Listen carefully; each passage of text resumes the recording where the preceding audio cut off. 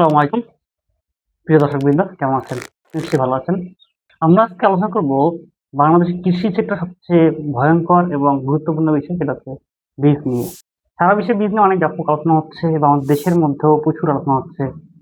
যেহেতু বাংলাদেশ এমন একটা জায়গায় অবস্থান করে, সেখানে চাইলেই যে কেউ বাইরে থেকে বীজ আনতে পারে এবং বাংলাদেশের সিস্টেমগুলো কোনো নির্দিষ্ট রুলস অ্যান্ড রেগুলেশন খাতা কলম থাকলেও বাস্তবিক মাঠে না থাকার কারণে যে কেউ অবাধে ব্যবসা করতে পারে।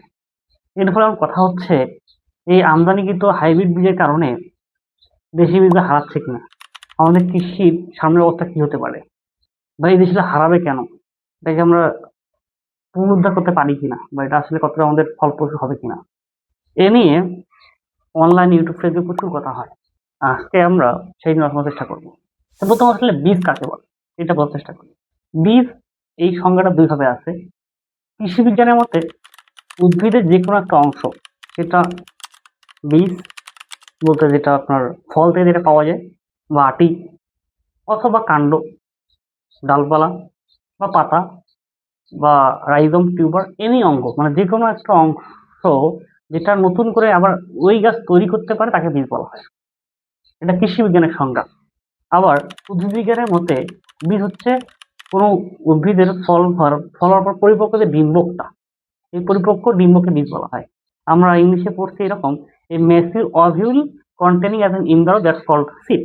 কিন্তু তাহলে ব্যাপারটা দুই রকম, যে কৃষি বিজ্ঞানে বীজ বলতেছে যে কোনো অংশ হতে পারে, যেমন পাথরকুচির ক্ষেত্রে পাতাটাই বীজ, আবার আদার ক্ষেত্রে রাইজোমটাই বীজ, আলুর ক্ষেত্রে যেটা কাণ্ড বা টিউবার, এটা কিন্তু বীজ।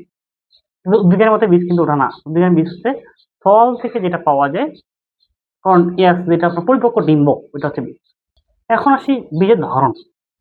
বীজ মূলত যেটা পরিপক্ক ডিম্বকের বীজটার কথা বলি আমরা, এটা নিয়ে বিশাল মার্কেট চলতেছে। এটা নিয়ে মেনলি আমার কথা বলবো আজকে। এই বীজটা আসলে কয়েক ধরনের হতে পারে। একটা হচ্ছে ওপি বীজ, ওপি সিড, ওপেন পলিনেটেড সিড। আর একটা হচ্ছে আপনার হাইব্রিড সিড, আর একটা এইচওয়াইভি হাই ইল্ডিং ভ্যারাইটি, এই সিড।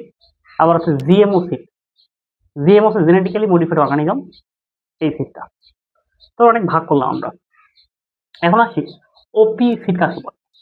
ওপি সিড বা ওপেন পলিনেটেড সিড হচ্ছে যেগুলো বীজ থেকে একদম সরাসরি ফুল, মানে একদম ওপেন জায়গায়, খালি জায়গায় একটা গাছ থেকে আবার পুনরায় গাছ হতে পারে, যে বীজটা হয় ওই বীজটা পুরোপুরি আগের মতোই সেম কোয়ালিটি সম্পন্ন নতুন গাছ তৈরি করতে পারে, তাকে আমরা ওপি সিড বলতেছি। এটাকে আমরা লোকাল সিডও বলতে পারি, আমাদের দেশি বীজ বলতেছি। এই দেশি সূত্র বাংলাদেশের সাথে কিন্তু ফিক্স না। বাংলাদেশের বীজ, ভারতের, জাপানের, কারণ প্রত্যেকটা দেশে তার নিজস্ব যে বীজগুলো আছে, অর্থাৎ যেগুলো আপনার কোনো যে বীজগুলো প্রত্যেকটাই তার হুবহু সেম ক্যাটাগরির গাছ তৈরি করতে পারে, ফল তৈরি করতে পারে, তাকে বলি আমরা ওপি বীজ বলতেছি। বাংলাদেশের যে লোকাল গুলো আছে সবগুলো কিন্তু ওপির মধ্যে পড়বে। যেমন বেগুনের ক্ষেত্রে বলি ঘাগড়া বেগুন একটা বেগুন আছে, কাজলা একটা বেগুন আছে। মরিচের ক্ষেত্রে যেটা আমরা বলি অনেক সময় যে বিন্দু মরিচ বলি। তো এই যে মরিচগুলো একদম যেটা আমাদের দেশীয়, যেটা আমরা বংশ পরম্পরা চলে আসছে, এটা হচ্ছে ওপি সিড। 2 নম্বর আসেন হাইব্রিড বা F1, সবচেয়ে যেটা নিয়ে বেশি কথাবার্তা বলা হয়। হাইব্রিড সিড হচ্ছে দুইটা আলাদা আলাদা প্যারেন্ট। মনে করেন বাংলাদেশের খুব ভালো মানে একটা মরিচ, মনে করলাম যে নাম দিলাম, এর নাম ময়না, এটা পাওয়া যায় কিশোরগঞ্জে। ওটা মনে করেন চিকন এবং লম্বা, একটু ঝালটা কম। আবার আরেকটা মরিচ আছে নোয়াখালীতে, ওটা একটু মোটা হয় এবং ঝালটা খুব বেশি থাকে। যখন আমরা এই ধরনের একটা ক্রোধ ঘটাবো, সংকরায়ন করব, তখন এদের মধ্যে একটা ভ্যারাইটি তৈরি হবে। এটাকে বলতে আমরা F1 বা হাইব্রিড বীজ, অর্থাৎ দুইটা প্যারেন্ট একসাথে মধ্যে যদি আমরা ইন্টারক্রস করি, দেন যেটা হবে সেটা হচ্ছে হাইব্রিড বা F1। এটাকে বেশ কেয়ারের মাধ্যমে বড় করা হয়। যেমন আমরা জানি অনেকগুলো ফুলের মধ্যে দুইটা থাকে, মেল ফিমেল থাকে। এখানে যাতে মেল ফিমেল মধ্যে ক্রস না ঘটে, তাই আলাদা করে ব্যাগিং করে যারা ব্রিডার আছেন তারা এটা করে থাকেন, বা যারা এক্সপার্ট তারা এটা করে থাকেন, এবং এটাকে খুব ভালো যত্নশীল করে আসলে বড় করা হয়। এই হাইব্রিড একটা সমস্যা হচ্ছে, F1 থেকে যখন F2 করা হয়, পরে আবার যদি তারা করা হয়, তার ফলনটা ডে বাই ডে আগের মতো হয় না, কমে যায়। এই জন্য বলা হয়ে থাকে যে হাইব্রিডের ক্ষেত্রে আপনার বীজ না রাখা ভালো। তবে রাখলে যে ফলন হবে না এমনটা না, ফলনটা আগের চেয়েতে কোয়ালিটিতে একটি হ্যাম্পার পড়বে। যেমনটা আপনারা দেখবেন যে আমরা যেমন বিষয়টা সবচেয়ে বেশি সমাদৃত গরুর ক্ষেত্রে, যে হলস্টাইন ফ্রিজিয়ান যে গরুগুলো আছে আমাদের দেশে, ওটা ম্যাক্সিমাম আমরা বলি সংকর জাত, অর্থাৎ আবার বীজ নিয়ে আসি বারবার। এই কারণটা কি, আমরা ওই সেম টাইপের আমরা জাত পাচ্ছি। হাইব্রিড হচ্ছে এটা সবচেয়ে সমস্যা, বারবার বীজ রাখলে পরে নষ্ট হয়ে যায়। 3 নম্বর হচ্ছে GMO seed. Genetically GMO food হচ্ছে জেনেটিক্যালি মডিফাইড অর্গানিজম। যারা বায়োটেকনোলজি পড়াশোনা করে, জেনেটিক নিয়ে পড়াশোনা করে, তারা খুব ভালো জানে এই বিষয়টাতে। যে জিএমও হচ্ছে একটা বিশেষ ধরনের বীজ, যেখানে জিনগত চেঞ্জ করা হয়। এখানে বাংলাদেশে কয়েকটা জাত আছে, এখানে বিটি বেগুন করা হয়েছে এই জন্যই, বা বিটি কটন। বিটি বেগুন করা হচ্ছে বাংলাদেশের বেগুন সবচেয়ে বেশি পোকা হয়, এটা বলা হয় বিএফএসবি, ব্রিঞ্জাল ফুড অ্যান্ড ফুড বোরার, বেগুনের ফল ডগাছিদ পোকা। এই কারণে প্রায় 60% বেগুনের ক্ষতি হয়। এই ক্ষতিটা কমানোর জন্য কাজ করে বিটি বা বেসিলাস থুরিনজিয়াম নামে একজন ব্যাকটেরিয়া। এইটা দিয়ে যদি আমরা যদি আমরা এখানে ইনজেক্ট করতে পারি, তাহলে এই বেগুনের ক্ষেত্রে এই রোগটা হতে পারে না, এই পোকার ভিতরে ঢুকতে পারে না। এই জন্য বিজ্ঞানীরা করছেন কি, বিজ্ঞানীরা এই ধরনের বিটি বেগুন, বিটি কটন বা আরো বিভিন্ন নামে বা বিভিন্ন ধরনের উপকারী ব্যাকটেরিয়াকে ওই বেগুনের বীজের মধ্যে দিয়ে নতুন নতুন ভ্যারাইটি তৈরি করছেন, যেগুলোকে বলা হচ্ছে জিএমও। সারা বিশ্বে জিএমও নিয়ে অনেক কথা আছে, কেউ ভালো দিক খারাপ দিক উভয় বলতেছে। এখনো এটা মূলত বাংলাদেশে বা সারা বিশ্বে অ্যাভেলেবল না, কেউ করতেছে কেউ করতেছে না। তবে যেহেতু একটা রিস্ক জোন কাজ করে এবং যেটা মানুষ খাওয়ার ক্ষেত্রে কিছু রেস্ট্রিকশন এখনো মানুষ মনে করে, তো এটা নিয়ে আমরা বাংলাদেশ খুব বেশি প্র্যাকটিস হয়ও না। তবে এটা সময়ের সাপেক্ষে চিন্তার বিষয়। তবে যদি আমরা চিন্তা করি, তুলনামূলকভাবে ভালো খারাপ হতে পারে। আরেকটা আছে HYV, হাই ইল্ডিং ভ্যারাইটি, উচ্চ ফলনশীল জাত। এই হাই ইল্ডিং ভ্যারাইটি হচ্ছে যে কোনো জাত হতে পারে, সেটা হাইব্রিডও হতে পারে, ওপিও হতে পারে, বা জিএমও হতে পারে। তো উচ্চ ফলনশীল জাত, যে জাতগুলো খুব ভালো রেজাল্ট দেয়, ভালো ফল দিচ্ছে, ভালো ফলন দেয়, আর সেগুলোকে হাই ইল্ডিং ভ্যারাইটি বলতে পারি। তাহলে ওভারঅল কি আসলে আমাদের মধ্যে আমাদের আসলো যে বীজের অনেকগুলো ভাগ আছে। এখন আমাদের যেখানে কথা হচ্ছে, সেই কথাগুলো হচ্ছে যে আমরা আসলে কোন বীজটা করব, বা দেশি করতে গিয়ে আমরা হাইব্রিড করতে গিয়ে দেশি আমরা হারা যাচ্ছে কিনা। আমরা একটা জানি যে প্রয়োজনই আবিষ্কারের জনক। যদি আমাদের প্রয়োজন হয়, আমাদের দেশি বীজের যে ফলনটা তুলনামূলকভাবে একটু কম হয়। আমাদের যেহেতু আমরা জায়গা আয়তন অনেক কম, ফলন অনেক বেশি লাগে, জনসংখ্যা অনেক বেশি, সেক্ষেত্রে অনেক সময় দেখা যাচ্ছে যে আমাদের অনেক বেশি ফলন দরকার। যে আমাদের কিছু ধানের জাত আছে, যেমন কালো জিরা বা নাজির শাইল, ফলন হয় বিঘা প্রতি 8 মণ 10 মণ। আমাদের দরকার হচ্ছে রাইট 25 মণ 30 মণ ধান হচ্ছে হাইব্রিডে, তাহলে প্রায় 3 গুণ। আর আমাদের যে জনসংখ্যা, সেক্ষেত্রে আসলে কিভাবে সম্ভব? আর আমরা দেখা যাচ্ছে যে কৃষি যদি হাইব্রিড কেনার পরও যে কস্টিংটা ফলনের দিকে, তারপর কিন্তু আমাদের পোষাচ্ছে, বেশি ক্ষেত্রে অনেকটা পোষাচ্ছে না। তবে যে দেশি জাতগুলো আসলে ভালো, আমরা এটা নিয়ে কাজ করতে পারি।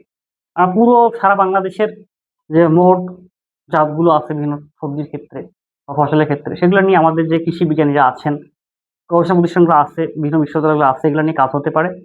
হয়ে আমরা দেখবো যে আসলে এটা আসলে বেটার কিনা। যদি আসলে ভালো হয় বা এদেরকে আরো ভালো জাত করার সুযোগ আছে, এটা নিয়ে আমরা কাজ করে অবশ্যই ওপিকে অ্যাভেলেবেল করা ভালো। কারণ হাইব্রিড যদি আমরা ফুললি ডিপেন্ড হয়ে যাই, সেক্ষেত্রে আসলে কৃষকের একটা মালিকানা থাকে না, তাই বিভিন্ন কোম্পানির কাছে। আর কোম্পানিগুলো বিভিন্ন সময় বিভিন্নভাবে তাদের লাভের জন্য অনেক বেশি দাম বাড়ায় দেয়। ইভেন আমরা একটা এক্সাম্পল দেই, বাংলাদেশের টপ লেডি পেঁপের দাম হচ্ছে, বীজের দাম একটা বীজের দাম 20 টাকা কেজি, 7.5 লাখ টাকা কেজি একটা পেঁপের বীজ, 1 কেজি বীজের দাম 7.5 লাখ টাকা। তাহলে অনেক বেশি দামে এই চারা বিক্রি হয় 50 টাকা করে। যদি কৃষকের কাছে যদি এটা থাকতো, তাহলে এত কিন্তু মার্কেটটা হইতো না। তাহলে কোম্পানি করতেছে কি, তাদের মোট যে কস্টিংটা, যেই প্রোডাক্টটা মোটামুটি ভালো চলতেছে, ওর উপর চাপাই দিয়ে দাম অনেক বাড়ায় দিচ্ছে।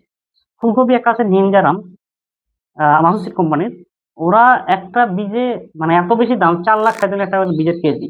তাহলে তারা করতেছে কি, অনেক ক্ষেত্রেই একটু ভালো দেখাইতে গিয়ে তারা অনেক বেশি দাম চাপাই দিচ্ছে, কৃষকরা বাধ্য হয়ে কিনতেছে, কারণ তাদের হাতে কিছু করার নেই। তাহলে আমাদের একটু করণীয় কি আসলে? আমাদের আসলে করণীয় হচ্ছে, আমাদের গভর্নমেন্ট থেকেই নির্দিষ্ট কিছু যে বীজগুলো আমাদের দেশিগুলো ভালো, ওপিগুলো ভালো, সেটা দেশের অথবা দেশের বাইরে। ওপি কিন্তু দেশের বাইরেও আছে, এমনটা না যে ওপি দেশের বাইরে থেকে আনা মানেই যে সেটা হাইব্রিড, এমনটা কিন্তু ভুল ধারণা। তাহলে আমরা বাইরে থেকে হোক দেশের মধ্যে হোক, যেগুলো আমাদের সোর্স আছে, এগুলো থেকে ওপি বীজ কালেক্ট করি, যত বেশি করা যায়।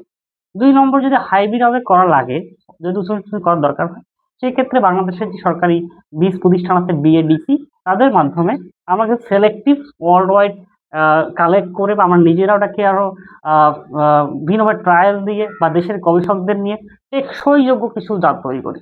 আমরা যদি ভালো ভালো জাত, যারা বিশ্বকে টেক্কা দিতে পারে, এইরকম জাত যদি প্রতি ফসলের এগেইনস্টে 5-10টা জাত হয়, দ্যাটস এনাফ। আমার তো 1000টা দরকার নাই। যেমন আমাদের ধানের ক্ষেত্রে বীজ আছে প্রায় 150 ধরনের হাইব্রিড বীজ আছে। মাঠে কয়টা আছে? 5টা, 7টা, 10টা, এই তো। তাহলে বিজনেসটাও সহজ হবে, কৃষকের জন্য লাভ হবে এবং আমাদের দেশের আর্থসামাজিক উন্নয়ন এটা খুব বেশি টেকসইযোগ্য হবে। তবে দর্শকবৃন্দ, আশা করি বুঝতে পারছেন আসলে দেশি হাইব্রিড এবং অন্যান্য বীজের মধ্যে তুলনা করাটা আসলে খারাপ বিষয়। প্রত্যেকটারই দরকার আছে, কিন্তু সেটা যদি সিস্টেমে হয় তাহলে ভালো। আমরা দেখতে পাচ্ছি অনেক দিকে, অনেক ক্ষেত্রে যে এক ব্যক্তিকেন্দ্রিক প্রতিষ্ঠান, মানে একাই ব্যক্তি, সে একাই চায়না থেকে বীজ নিয়ে আসলো, সে মার্কেট তাদের দেশে মার্কেট করতেছে। এর ফলে হচ্ছে কি, আমাদের সেইনটা নষ্ট হয়ে যাচ্ছে। বাংলাদেশে রাইট নাও টমেটোর এত ভ্যারাইটি আছে, বিএডিসি তাদের মাত্র একটা আছে, সেটা হচ্ছে বাড়ি 8।